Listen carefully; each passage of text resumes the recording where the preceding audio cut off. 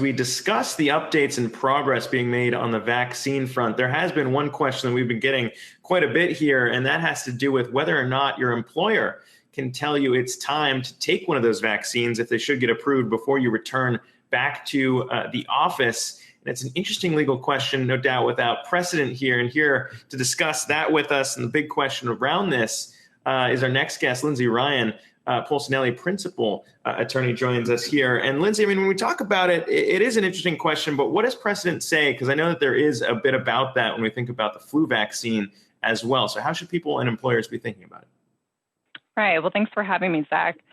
I mean, throughout the pandemic, employers have been facing so many difficult decisions when it comes to furloughs and layoffs. And like you said, the next big question is going to be whether they can and whether they should require their employees to take a vaccine when it becomes available. And just looking historically back at other vaccines, the general answer is that yes, employers can require their employees to get vaccinated as a condition of employment. Now, like with everything, just because it's legal doesn't mean that it's absolute or that it's recommended. We've already seen, historically with certain employers that, for example, hospitals and healthcare providers will require vaccines like flu vaccines. The difference, of course, with the COVID vaccine is that the vaccines such as flu or chickenpox have been around for a long time. So we have long established health data to look back on. But the COVID vaccine not only is going to be coming to the table very quickly, but we just don't have that long-term health data. So employers know less about it, and employees are going to be understandably more reticent about getting vaccinated.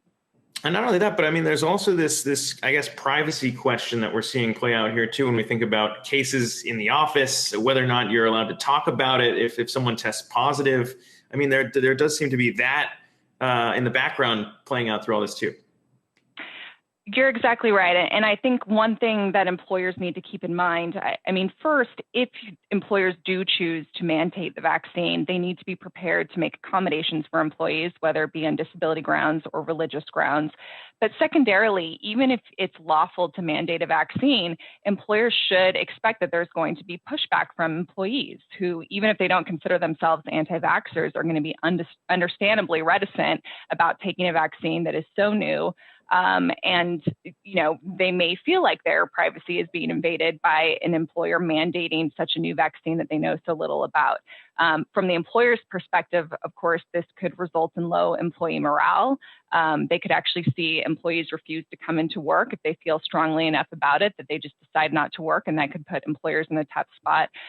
So I think it would be wise for employers not to rush to any decisions to require the vaccine, wait and see what public health officials are saying about it, see what kind of guidance comes out, and take a softer approach and maybe strongly encourage the vaccine rather than actually requiring it.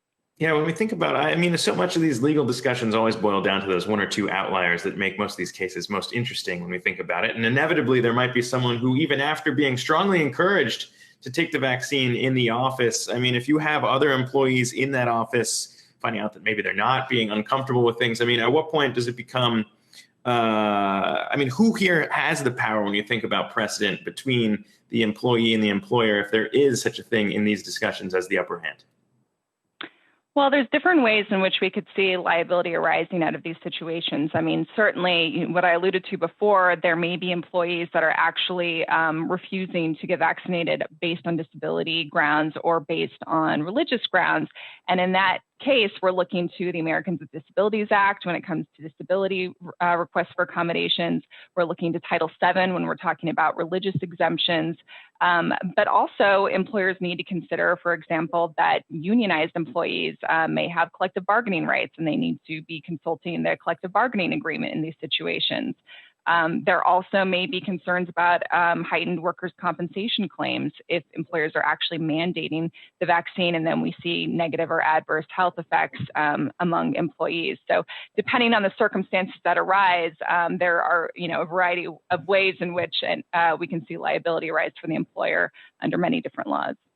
It's a very intriguing question, one that I don't think a lot of people were asking at the beginning of 2020, but here we are, and we'll see how it plays out if a vaccine does make it beyond approval. But for right now, we'll leave it there. Lindsay Ryan, Polsinelli principal, appreciate you taking the time to chat. Thanks, Zach.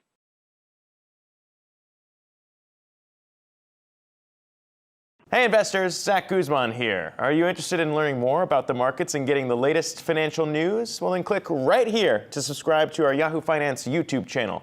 Get the latest up-to-the-minute market analysis, big interviews in the world of finance, and information on how to manage your money every day wherever you are.